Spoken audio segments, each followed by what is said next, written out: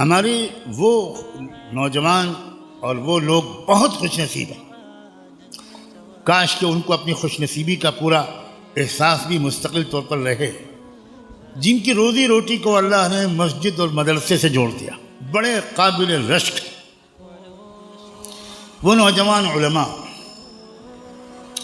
جو مدرسوں میں خدمت انجام دیتے ہیں کم تنخواہ پر، جو مسجدوں میں امامت اور خطابت کی خدمت انجام دیتے ہیں کم تنخواہ پر، جو مسجدوں میں مؤذن، مسجد و مدرسے کے خادم، بہت خوش نصیب ہے، اس لیے کہ اللہ نے ان کی ضروریات زندگی ایسی جگہ سے وابستہ کر دی جو مقصد زندگی ہیں۔ اب ان کی ضروریات اور مقصد کے لیے الگ الگ مشغولیت کی ضرورت ہی نہیں رہی، ایک پنتھ دو کاج۔